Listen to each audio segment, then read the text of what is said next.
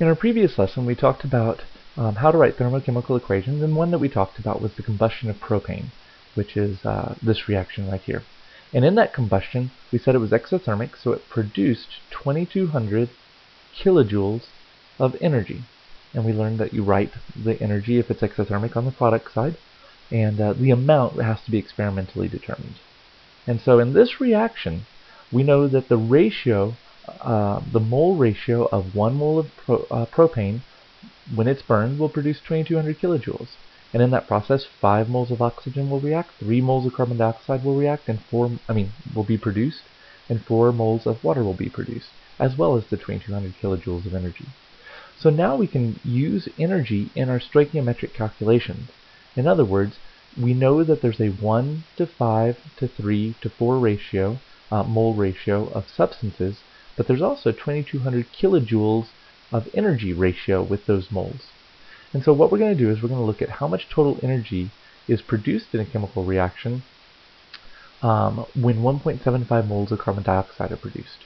So in this reaction, we're going to say, okay, we know the ratio is 3 moles of carbon dioxide are produced when 2200 kilojoules of energy are produced. That's my ratio. How much energy is going to be produced when I only have 1.75 moles of carbon dioxide? So just like any stoichiometric problem, you're going to start with what you're given, which is 1.75 moles of carbon dioxide. Then we're going to do our conversion, and our molar conversion is going to come from this reaction right here.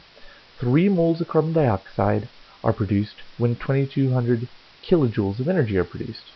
And so that's our ratio from moles of carbon dioxide to energy being given off. So because we have moles in the numerator over here, we're going to put our moles of carbon dioxide in the denominator, so 3 moles of carbon dioxide and 2200 kilojoules of energy. And so we have now moles of carbon dioxide canceling, and we're left with the energy that we're using. So just like every stoichiometric calculation, you use your balanced equation to get your ratio between moles of what you have and what you're interested in this case, the energy. So in this problem, we have 2 significant digits. So in our final answer, we're going to round our answer to 2 significant digits. So I'm going to multiply my numerator, divide by my denominator, and I get 1300 kilojoules of energy. And so that is my answer in this problem. So, not too bad. If I'd been given grams, of course, I would have had to convert my grams of carbon dioxide into moles first before you could use this stoichiometric relationship from the balanced equation. So you have to make sure that you're always in moles when you do your conversion between your substance and the energy released in the reaction. So let's go ahead and look at a second calculation. So here's a second problem. How many moles of propane, C3H8, must be burned to produce 10,500 kilojoules of energy? So here's our chemical reaction, our thermochemical equation, and let's go ahead and do this problem. So you always start with what you're given, and in this case I am given the energy. So 10,500 kilojoules of energy.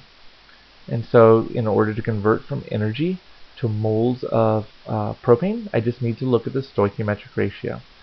For every 1 mole of propane burned, I will release 2200 kilojoules of energy. So since I have kilojoules in the numerator, I'm going to use my kilojoule factor in the denominator. So 2200 kilojoules of energy. And I'm going to use the substance that I'm solving for in the numerator. So 1 mole of C3H8 is what I'm solving for. So kilojoules cancel, and we're left with moles of propane. And that's what we're looking for, moles of propane. If it asked for grams, we'd have to do one more step. Use the molar mass of propane and convert from moles of propane into grams of propane. But since it's just asking for moles, we can stop our equation here. So now we just need to solve. 10,500 times 1 divided by 2200 will give us our answer, which is, off my calculator, 4.78. But since I only have 2 significant digits in 2200, I need 2 significant digits in my answer. So 4.8 moles of C3H8. And that's it. That's all there is to it. This is my final answer. So, hopefully that helped, and I'll see you next time.